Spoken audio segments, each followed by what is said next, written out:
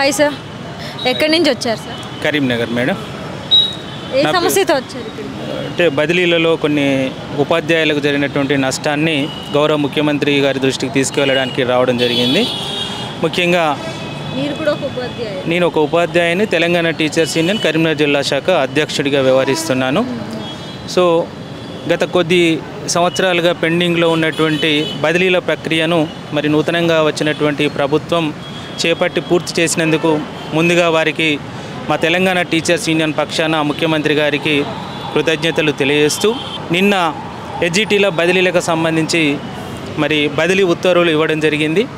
మరి అందులో కొన్ని తప్పులు దొరలడం జరిగింది. దీనికి కారణం ఏంటి అంటే, మరి ఎప్పుడైనా అంటే నూతనంగా గతంలో 2018లో ఒకసారి ఆన్లైన్ కౌన్సిలింగ్ ద్వారా బదిలీలు నిర్వహించడం జరిగింది. అప్పుడు కూడా కొన్ని తప్పులు జరిగింది, వాటిని సరిచేసుకోవడం జరిగింది. మరి అనేకమైనటువంటి కోర్టు ఆటంకాలు ఎదురైనటువంటి పక్షం లోపల ఈ ప్రభుత్వం త్వరితగతిన బదిలీలను పూర్తి చేయాలన్నట్టు ఒక సదుద్దేశంతో కేవలం 29 అర్ధరాత్రి 11 గంటలకు వెబ్ ఆప్షన్స్ ప్రక్రియ ప్రారంభించినప్పటికీ కూడా అనేకమైనటువంటి టెక్నికల్ ఇష్యూస్ రావడం వల్ల తెల్లవారి 12 గంటలకు మాత్రమే వెబ్ ఆన్లైన్ ప్రక్రియ అనేది ఆప్షన్స్ ఇచ్చుకునేటువంటి ప్రక్రియ అనేది ఒక కొలిక్కి రావడం జరిగింది. మరి ఆ 12 గంటల నుంచి సాయంత్రం వరకు వెబ్ ఆప్షన్స్ చాలామంది, ఎందుకంటే ఒక 600 నంబర్ సీరియల్ నెంబర్ కలిగినటువంటి ఉపాధ్యాయుడు 600 వెబ్ ఆప్షన్స్ ఇచ్చుకోవాలి. మరి అది ఇచ్చుకోవాలంటే ఒక్కొక్క దాన్ని ఆలోచించి వరుస క్రమంలో పొందుపరుచుకునేటువంటి క్రమం లోపల మరి ఉపాధ్యాయులందరికీ కూడా కంప్యూటర్స్ శిక్షణ, అంటే అది కేవలము మనము కంప్యూటర్ల ద్వారా మాత్రమే చేయగలుగుతాం. మొబైల్ స్క్రీన్ ద్వారా అది చేయడానికి చాలా ఇబ్బంది కలుగుతుంది. కాబట్టి నెట్ సెంటర్లను సందర్శించడం జరిగింది.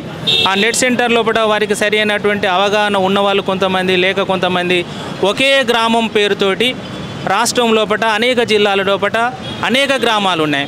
కొత్తపల్లి, పోచంపల్లి ఇలాంటి ఒక్కొక్కటి 10 సంఖ్య లోపల గ్రామాలు ఉండడం వల్ల మరి సరి అయినటువంటి వారు కోడ్ చూసుకోకపోవడం వల్ల ఒక గ్రామానికి బదులు ఇంకొక గ్రామం వాళ్ళు ఆప్ట్ చేసుకున్నటువంటి సందర్భం లోపల కేవలం లెఫ్ట్ సైడ్ కాలంలో ఉన్నప్పుడు మాత్రమే మండలం కనబడుతుంది. దాన్ని ఎప్పుడైతే మనం ఆప్ట్ చేసుకొని రైట్ సైడ్కు మనం స్వాప్ చేసినటువంటి తదుపరి మండలం కనబడదు.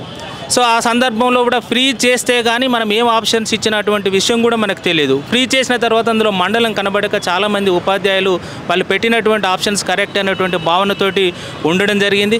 కొంతమంది వారి దృష్టికి వచ్చినప్పటికీ కూడా ఎడిట్ ఆప్షను మరి రాత్రి 1 గంట వరకే ఉంచడం, దాని ద్వారా అనేక మంది అంటే ఒకేసారి నెట్వర్క్ పైన అందరూ ఆధారపడడం వల్ల 65,000 మంది ఉపాధ్యాయులు ఒకేసారి లాగిన్ కావడం వల్ల అనేక సందర్భాల లోపల క్రాష్ కావడం, క్లోజ్ కావడం అనేటువంటి జరిగింది. ఆ తదుపరి వెంటనే సైట్ క్లోజ్ చేయడం, తెల్లారే ఆర్డర్స్ రావడం జరిగింది. ఏదైతే తప్పు జరిగిందో వాళ్ళు యాప్ట్ చేసుకున్నటువంటి వాళ్ళ ర్యాంక్ ప్రకారం అది రావాల్సినటువంటి వారికి రాకుండా మరి వారికంటే జూనియర్ అంటే తక్కువ సంఖ్య ఉన్నటువంటి ఉపాధ్యాయులకు అది అలర్ట్ కావడం జరిగింది. తద్వారా చాలామంది ఉపాధ్యాయులు రాష్ట్రంలో మరి ప్రభుత్వానికి అంటే దాదాపు 200 మంది ఉపాధ్యాయులు ఈ రకంగా నష్టపోవడం జరిగింది. కాబట్టి వారందరికీ కూడా తగిన న్యాయం జరుగుతుందనేటువంటి ఉద్దేశంతో మరి ప్రజాపాలన లోపల మరి ఇది ప్రజాప్రభుత్వం కాబట్టి ఇక్కడ గౌరవ ముఖ్యమంత్రి గారి స్వయాన మరి విద్యాశాఖ మంత్రిగా వారి బాధ్యతలు చూస్తున్నారు కాబట్టి మరి వారి దృష్టికి తీసుకెళ్లాలనే ఉద్దేశంతో ఇక్కడికి రావడం జరిగింది. కాబట్టి దయచేసి గౌరవ ముఖ్యమంత్రి గారు మరి ఎవరైతే నష్టపోయారో వారందరికీ న్యాయం చేసే విధంగా విద్యాశాఖ అధికారులకు తగు సూచనలు, ఆదేశాలు జారీ చేయాలని చెప్పి సందర్భంగా కోరుతూ ఉన్నాం. Thank you so much sir. ఎలాంటి సమస్యతో వచ్చారు మేడం? మాది భూమి పంచాయతీ ఉన్నది. మేము కొన్న భూమిలంగా మా వారు 4 అన్నదమ్ములు అంతా మేము భాగానికి వచ్చింది అమ్ముకున్నాం. మేము 4 మనిషికి 11 ఎకరాలు మా మామ సంపాదించిన భాగం మొత్తం అమ్ముకున్నాం. మేము అమ్ముకొని ఏరే కాలకు కొనుక్కున్నాం. మేము కొనుక్కున్నాక ఏం చేయాలంటే మా దాంట్లో మాకు దారి ఇవ్వాలని మమ్మల్ని కొట్టేటందుకు వచ్చి మమ్మల్ని కొట్టి చేసి గొడ్డలు పట్టుకొని వచ్చి నేను కవులకి ఇచ్చుకున్న భూమి. మా ఆయన చేతగాని ఆయన మా అబ్బాయి ఒక్కడుంటే చదువుకుంటుండు. మా అబ్బాయి చదువుకుంటుంటే మీరు ఒక్కరు మీ ఒక్క కొడుకు నీకు ఇంత భూమి నీకు మాకు బాట ఇవ్వవా అని మా మీదకి గొడ్డలు కట్టెలు తీసుకొని దాడి చేసుకొని వచ్చి మమ్మల్ని కొట్టేందుకు వచ్చారు. కొన్న భూమిలంగా దారి ఇవ్వమని చాలా ఇబ్బందులు పెట్టి రోజు ఒక్కటి చేస్తారు మేడం. రోజు అక్కడ చేసి ఇట్లా ఫెన్సింగ్ చుట్టూ ఫెన్సింగ్ వేసుకున్నాను. నేను భూమి కొనుక్కొని 26 సంవత్సరాలు భూమి కొనుక్కొని 26 సంవత్సరాల నుంచి పొలం చేసుకుంటూనే ఉన్నా. నేను చుట్టూ ఫెన్సింగ్ చేసి 8 సంవత్సరాలు అవుతుంది మేడం. 8 సంవత్సరాల నుంచి నాతోటి ఏం లేదు ఇలా గొడవ. ఇప్పుడు మొత్తం గొడవకి వచ్చి మమ్మల్ని కొట్టి చేసి నాకు దారి ఇస్తారా ఇయ్యరని అలా 4 అరుకులు కోడన్లు వాళ్ళు మొత్తం 10 మంది కుటుంబం, వాళ్ళు 10 మంది కుటుంబం అందరు కలిసి నా మీద కురికొచ్చి కొట్టడానికి చేస్తానికి వచ్చిండు. మా అబ్బాయి చదువుకుంటుంటే మా అబ్బాయిని మేము ఏమంటే మా కౌలుకి ఇచ్చినని పైపులు మా దాంట్లో వేసుకపోయారు మేడం. పైపులు మా దాంట్లో వేసుకపోతే ట్రాక్టర్ దున్ని ఎట్లా బలిని అవి తెలియదు. కౌలుకి ఇచ్చినట్టు దున్తుంటే ఎట్లా బలిని అవి మా అబ్బాయి వాళ్ళ కొట్టినాడు, మా ఆయన వాళ్ళ కొట్టినాడు. మా అబ్బాయి చదువుకుంటాడు మీద కేసు పెట్టిర్రు, ఎలాంటి లేకుండా పెట్టిర్రు. మేము స్టేషన్కి వెళ్ళినాం, ఎస్పీ కాడికి వెళ్ళినాం, ఇంకోసారి డిఎఫ్ సార్ కాడికి పోయినాం, సిఐ సార్ కాడికి పోయినాం. ఎవరి కాడికి పోయినా కానీ మమ్మల్ని రచన చేస్తలేరు. మాకు ముఖ్యమంత్రి కాడికి మా అందరికీ మా దండాలు. మాకు ఏం చేస్తారో సార్ కొంచెం న్యాయం చేయండి, మళ్ళీ కాపాడాలి సార్ మీరు. తప్పకుండా న్యాయం జరుగుతుంది అమ్మ. ఇక్కడికి వచ్చారంటే అందుకే కదా ప్రజాపాలన మీకోసమే కదా ఈ సభ అంతా పెట్టింది. చేసుకుంటా నాయకులు వాళ్ళిద్దరు కలిసి మా భూమి అందంగా బాట ఉంటుందని మమ్మల్ని తగ్గ పోరు పెట్టి మా పానదీయమన్న జంపమని కూడా చెప్తున్నారు. వాళ్ళు గొడ్డళ్ళు పట్టుకొని రాత్రి పగలు తిరుగుతున్నారు. లక్ష్మారెడ్డి నరహరి నా భూమిలంగా తవ్వ ఉన్నది అని చంపమని కూడా గొడ్డళ్ళు ఇచ్చి వాళ్ళని దూలుతుండు. మరి ఇక్కడికి సమస్యతో వచ్చారు కదమ్మా, ఎంత టైం పడుతుంది అని చెప్పారు మీ సమస్య తీరడానికి? ఏం చెప్తున్నారు మేడం, ఏం కాదు అవుతుంది అంటారు. ఏది కానిస్తలేరు, ఏది పోనిస్తలేరు. ఇప్పుడు ఏం చేసినాం, ఇప్పుడు మా భూమి మొత్తం కూడా కొలిసి ఒకసారి కొలిపించుకున్నాం మేడం. 4 అన్నదమ్ములు కొలిపించుకున్నాం. ఆ విధంగా కొలిస్తే కూడా మా దాంట్లో తక్కువ తేలిందని ఎక్కువ తేలిందని మా దాంట్లో గొడవ చేశారు. ఎక్కువ లేదు మా దాంట్లో అనగానే కొన్న భూమి కూడా కొలిపించారు మేడం. కొన్న భూమి కూడా మాది ఏలంటే మేము 2 వాళ్ళ దగ్గరనే తీసుకున్నాం. మేము ఒక ఆయన కాడ 35 గుంటలు తీసుకున్నాం, ఒక ఆయన కాడ అరెకరం తీసుకున్నాం, ఒక ఆయన కాడ అరెకరం తీసుకున్నాం. అయితే కొన్న భూమి కూడా కొలవని అన్నందుకు డిపాజిట్ పెట్టిన పైసలు కొలిపించారు. అది కొట్టి చేసినాక ఇది ఏమంటారంటే మీ దాంట్లో ఎక్కువ తేలింది, ఇదే లక్ష్మారెడ్డి చెప్తుండు. ఎకరం 10 గుంటలు ఎక్కువ తేలింది తోవేయాలని లక్ష్మారెడ్డి చెప్తుండు. మా దాంట్లో లేదు అని మేము అన్నాం.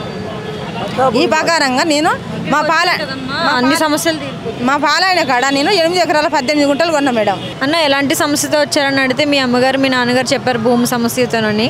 ఇక్కడికి వచ్చారు కదా, ఎలాంటి న్యాయం జరుగుతుందని అనిపించింది? అండ్ ప్రీవియస్ గవర్నమెంట్కి ఈ గవర్నమెంట్కి ఏం తేడా అనిపించింది? అంటే ఇప్పుడు మనకు అవకాశం ఉంది అండి. ఇప్పుడు మనకు అవకాశం ఉంది, గవర్నమెంట్కి ముఖ్యమంత్రి గారికి తెలియజేసే అవకాశం ఉంది కాబట్టి వచ్చినాం మేము. అక్కడ సమస్య అనేది పరిష్కారం కావట్లేదు కాబట్టి మాకు అక్కడ గత 20 సంవత్సరాల క్రితం కొనుగోలు చేసిన పట్టా భూమి, అది 8 సంవత్సరాలు పెన్సింగ్ అవుతుంది. దౌర్జన్యంగా దానిపైన మాకు దారి ఇవ్వాలంటే వస్తున్నారు. మరి నేను హైదరాబాద్లో చదువుకుంటా, మా తల్లిదండ్రులు ఇద్దరు అక్కడ ఉంటారు. మా నాన్నకు ఏజీ వారు, మా అమ్మ ఆరోగ్యం బాగుండదు. అక్కడ మేము ఎస్ఐ గారు కంప్లైంట్ చేసినాము, ఎస్పీ గారిని కూడా కలిసినాము, సిఐని కలిసినాము, డిఎస్పీని కలిసినాం. అయినా కూడా మా పొలం వాళ్ళు దున్నడివ్వడం లేదు. దున్నడియకుండా కట్టెలు గొడ్డలు పట్టుకొని తిరుగుతున్నారు. కౌలుదారుని ఇస్తే కౌలుదారుని బెదిరిస్తున్నారు. ట్రాక్టర్ రాకుండా యూనియన్లో బెదిరిస్తున్నారు. మీరు దీనిపైన మేము ఎస్పీ గారి దగ్గర కూడా ఇంతకుముందుకున్న మేడం ఎస్పీ మేడాన్ని కలిసినాం. ఇప్పుడు ప్రజెంట్ కొత్తగా మాకు మారిండు నల్గొండ డిస్టిక్ ఎస్పీ గారిని కూడా కలిసినాక కూడా సార్ రాసిండు, సార్ పంపించిండు, ఎస్ఐ గారు చెప్పిండు. కానీ ఇంతవరకు మరి వాళ్ళైతే తగ్గడం లేదు, మరి ఆ విధంగానే మా పొలం దున్ననీయకుండా చేయడము ఇలాంటి చర్యలు పాల్పడుతున్నారు. వారి వల్ల మాకు ప్రాణహాని ఉంది. అయితే ఇప్పుడు ఇక్కడికి వచ్చారు కదన్నా, ఎన్నిసార్లు వచ్చారు ఇప్పటికి? ఎంత టైం పడుతుంది? ఫస్ట్ టైం వస్తుంది. ఎంత టైం పడుతుంది ఈ సమస్య తీరడానికి? మేము సమస్య తొందరగా తీరుతుందని మేము తొందరగా చెప్పుకోవాలన్న ఉద్దేశంతో వచ్చినాం. మరి లాస్ట్ గవర్నమెంట్కి ఈ గవర్నమెంట్కి ఏం డిఫరెంట్ అంటే ఇది ఒక అవకాశం ఉంది కదా చెప్పుకోవడానికి, ముఖ్యమంత్రి గారు తెలియాలన్న ఉద్దేశంతో వస్తున్నాము. దానిపైన చర్య తీసుకుంటారని తొందరగా స్పందించి మాకు న్యాయం చేయాలని, రక్షణ కల్పించాలి. మెయిన్ మా తల్లిదండ్రులకు రక్షణ కల్పించాలి. మేము అక్కడ ఉండము, నేను హైదరాబాద్లో చదువుకుంటా, మా తల్లిదండ్రులు అక్కడ ఉంటారు. వారి నుండి ప్రాణహాని ఉంది. వారు కట్టెలు గొడ్డలు పట్టుకొని తిరుగుతారు. వారి నుండి మా తల్లిదండ్రులకు మరి ఎప్పుడు ఏ క్షణం ఏం జరుగుతుందో తెలియదు. దానికోసం మేము వచ్చినాము ఇక్కడ.